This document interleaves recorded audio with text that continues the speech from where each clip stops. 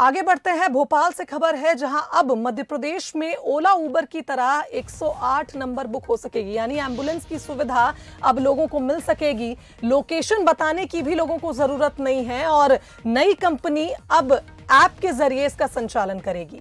जननी express के design में बदलाव किया गया है। बता दें कि अभी जेडएचएल कंपनी के पास एम्बुलेंस सेवा का संचालन है और वेंटिलेटर सुविधा युक्त एम्बुलेंस का किराया 21 रुपए 60 पैसे प्रति किलोमीटर किया गया है। बेसिक लाइफ सपोर्ट एम्बुलेंस का किराया 20 रुपए 60 पैसे प्रति किलोमीटर किया गया। वहीं जननी एक्सप्रेस का किराया 16 रुपए 50 पैसे प्रति किलोमीटर होगा।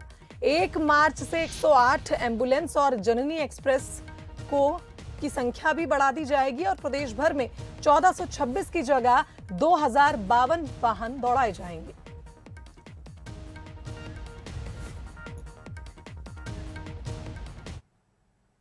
तो इस खबर पर हमारे साथ संवाददाता आकर्ष लाइव जुड़ गए हैं, उनका रुख कर लेते हैं। आकर्ष, जब भी मेडिकल इमरजेंसी होती है लोगों को एम्बुलेंस की जरूरत होती है और अब जैसे ओला उबर को आप लोकेट कर पाते हैं, जल्द से जल्द बुक कर पाते हैं, ऐसे ही अब ये सेवा भी प्रदेशवासियों को मिलने जा रही है, क्या जानकारी? काफ़ी अच्छी पहल इसे कह सकते हैं कि जिस तरीके से ओला उबेर को बुक किया जाता है उसी तर्ज पर अब एम्बुलेंस को भी बुक कर सकते हैं। यदि मैं बात करूं कि लंबे समय से जो है जेडएलएच कंपनी जो है मध्य प्रदेश में एम्बुलेंस का संचालन करती थी, लेकिन अब उनका जो टेंडर है वो भी 30 फरवरी को समाप्त हो रहा है और नए तरीके से टेंडर किए गए थे। इसमें सबसे महत्वपूर्ण बात यह है कि जैसे ही देश में अन्य जगहों पर एम्बुलेंस संचालित की जाती हैं, मुंबई दिल्ली की तर्ज की बात करें या गोवा की तर्ज की बात करें, यहाँ पर स्वास्थ्य विभाग की टीम गई थी, एम्बुलेंसों की जाँच की थी कि देश में जिस तरीके से एम्बुलेंस अच्छी से अच्छी एम्बुलेंस संचालित की जा रही हैं उसी तरीके से मध्य प्रदेश में ही संचालन इनका किया जाए।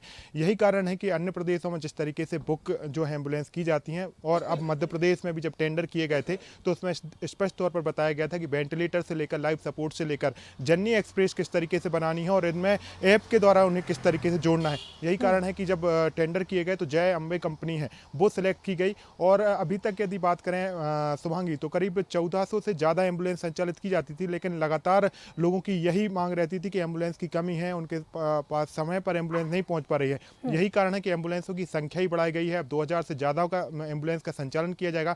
3 तरीके की एम्बुलेंस रहेंगी, एक वेंटिलेटर सपोर्ट वाली रहेगी, एक बेसिक लाइफ सपोर्ट वाली रहेगी और एक जननी एक्सप्रेस है वो रहेगी। ज़्यादा से ज़्यादा बेहतर सुविधाएं देने के लिए इस बार कार्य किया गया और जय अम्बे कंपनी है उसको इसका संचालन दिया गया। और सबसे महत्वपूर्ण बात यही है कि उबर और ओला की तर्ज पर एम्बुलेंस को बुक किया जा सकता है। आपको लोकेशन बताने की जरूरत नहीं है, ऐप के माध्यम से खुद लोकेशन जो है जो एम्बुलेंस में बैठा ड्राइवर है वो लोकेट करके आपके घर पर पहुंच जाएगा और जल्द से जल्द आपको अस्पताल में ले जाकर स्वास्थ्य सुविधाएं मुहैया कराएगा।